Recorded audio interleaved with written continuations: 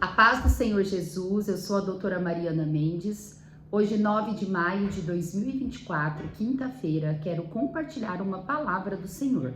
Antes disso, inscreva-se no meu canal e compartilhe meus vídeos com quem você acha que deve ouvir essa palavra. A palavra de hoje está no livro de Atos, capítulo 13, 22, que diz assim: Depois de rejeitar Saul, levantou-lhes Davi como rei, sobre quem testemunhou: Encontrei Davi, filho de Jessé, homem segundo o meu coração. Ele fará tudo o que for da minha vontade. O primeiro rei ungido por Deus foi o rei Saul. Porém, a palavra do Senhor, ela nos diz que esse rei foi escolhido para o Senhor baseado segundo o coração dos homens de Israel. Saul, ele começou muito bem, começou humilde, reconhecendo que Deus era soberano, que Deus era onipotente, onipresente, consultava o profeta Samuel, ouvia o profeta Samuel.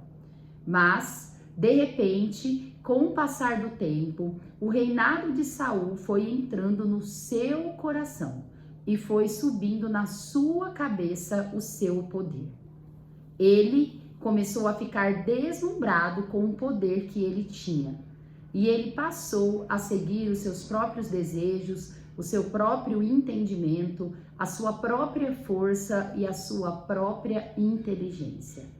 Ele começou a confiar nas suas atitudes, no seu pensamento, nas pessoas ao redor. Deus, vendo todas as atitudes de Saul, de repente deixou Saul. O seu espírito o abandonou e ele escolheu uma pessoa conforme o seu coração, o rei Davi. Quando lemos a Bíblia, quando estudamos a biografia do rei Saul e do rei Davi, em primeiro momento podemos não ver muita diferença nos erros de Saul e nos erros de Davi. Porém, o que os diferenciava era a sua confiança, era em quem eles depositavam a sua fé e o quebrantamento de cada coração. Saul, ele era uma pessoa que mesmo quando ele errava, ele saía dos conselhos do Senhor, ele não reconhecia os seus erros e ele sempre dava desculpa. Davi, toda vez que errava, algumas vezes erro muito pior do que os erros de Saul, ele reconhecia o seu erro. Ele ficava arrependido e ele via o quanto ele era uma pessoa desnecessária quando ele não seguia os passos do Senhor. E ele se arrependia de todo o coração e ele sempre tentava conserto com o Senhor. Coisas que Saul ficava fugindo dos seus erros, ficava dando desculpa para o profeta e para as pessoas que o cercavam. Deus, ele conhece o nosso coração. E Deus, ele tem um propósito para cada um de nós, e propósitos de prosperidade e de paz. Porém, muitas vezes começamos a andar nos caminhos do Senhor, dar ouvidos para o Senhor, começamos a colher a bonança de estar no reino de Deus, mas a gente se perde e começa a subir todo o poder, toda a bonança em mérito e começamos a achar que o mérito é nosso e não de Deus. E é a partir daí que começamos a fazer tudo errado. Quando reconhecemos a força em si própria, todo o mérito na nossa própria inteligência, na nossa própria capacidade, nós começamos a nos perder. Pois Deus, ele não divide a sua glória com ninguém. E ele sabe que todos os dons, toda a nossa capacidade é dada por ele.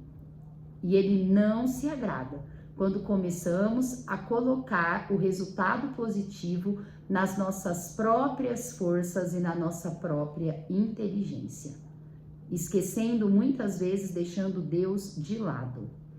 A meditação de hoje diz assim: seja humilde para reconhecer seus erros, inteligente para aprender com eles e sábio para corrigi-los.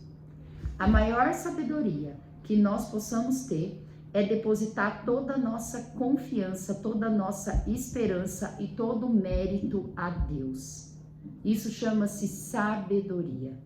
O homem que começa a achar que tudo que dá certo na vida dele é mérito próprio, é um caminho para o precipício. Deus, ele não se agrada de pessoas dessa forma. Quando lemos a biografia de Davi e vemos as reações de Davi diante as adversidades, diante aos seus pecados, nós conseguimos compreender por que ele era o homem segundo o coração do Senhor. Que nós possamos ser como Davi, pessoas quebrantadas, pessoas que reconhecem os erros e que querem melhorar e não querem mais cair na mesma armadilha. Que possamos meditar no que o Senhor espera de cada um de nós. Deus, ele se alegra de um coração humilde, de um coração que não é arrogante, que não é orgulhoso. Precisamos ser sábios, como Deus pede para sermos. A leitura bíblica de hoje está em João 5 e eu quero compartilhar 2 versículos maravilhosos de João, que está no versículo 15 e 16. O homem foi contar aos judeus que fora Jesus quem o tinha curado. Então os judeus passaram a perseguir Jesus, porque ele estava fazendo essas coisas no sábado. A palavra do Senhor vai dizer que Jesus, ele foi no tanque de Betesda, onde havia várias pessoas esperando milagres, entre eles surdos, mudos e paralíticos. O Senhor Jesus, ele encontrou um paralítico que estava paralisado há 38 anos. E ele imediatamente aborda o paralítico e pergunta se ele queria ser curado. E Jesus imediatamente o cura. Ele pegou a sua maca, levantou e saiu andando pelas ruas. E de repente, ele encontra os judeus e ele passa a contar o grande milagre de cura que ele recebeu de Jesus. E os fariseus, que eram a linha sacerdotal mais rígida da doutrina judaica, que levava muitos mandamentos a sério, principalmente eles fiscalizavam os erros e se os outros judeus estavam cumprindo os mandamentos, porém, eles no fundo, eles só se importavam com o que as pessoas achavam deles. Quando eles começaram a perceber que Jesus, ele estava vindo com uma doutrina totalmente diferente dos fariseus, a doutrina do reino de Deus, a doutrina de amor ao próximo, de ajuda, de cura, de milagre. A história vai dizer que eles ficaram muitos sentindo raiva do Senhor Jesus, pois eles sentiam inveja do Senhor Jesus. E eles, nesse momento, a palavra diz que essa cura aconteceu no sábado. E segundo a lei judaica, Deus, ele deixou o sábado para descanso, onde não poderia fazer nenhum trabalho. Eles, não pensando nas coisas boas que Jesus estava fazendo, não olhando ao milagre que tinha acabado de acontecer, um homem que havia sido paralítico por 38 anos e passa de forma instantânea a andar.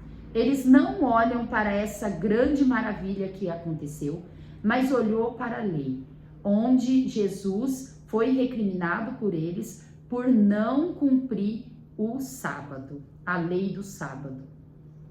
Eles, de forma tão cega, começaram a perseguir Jesus. Eles não olharam que Jesus também estava fazendo uma ordenança de Deus, que é amar o próximo, que é a pessoa você ajudar o próximo. Mas eles preferiam olhar o erro de Jesus de não guardar o sábado. E é por isso que Deus, ele quis que Jesus, que o Messias viesse nessa época. Pois todos os sacerdotes, a maioria das linhas sacerdotais, eles estavam deturpando a palavra de Deus e agindo conforme as necessidades, as suas próprias necessidades da época, com egoísmo, dando apenas vazão para a sociedade, para o que as pessoas pensavam deles. Eles não estavam quebrantados a Deus, preocupados com o que Deus estava pensando deles, mas sim preocupados com o que o povo estava pensando deles, para eles não perderem toda a vida boa e regalia que eles tinham. Eles começaram a perseguir Jesus e eles começaram a confrontar Jesus dele ter feito uma cura no dia de sábado, ao invés de guardar o sábado como a lei mandava. E o próprio Jesus, em João 5, no versículo 44, disse: como vocês podem crer em mim se aceitam glória uns dos outros, mas não procuram a glória que vem do Deus único? Quantas pessoas agem dessa forma? Quantas pessoas agem como os fariseus, onde só fica ligando, só se importa com o que as pessoas pensam, agindo como um pão embolorado por dentro, onde tem uma casca bonita, uma boa aparência, mas por dentro tem um pão embolorado. Esse povo dessa época, eles não estavam mais se importando em agradar o Senhor.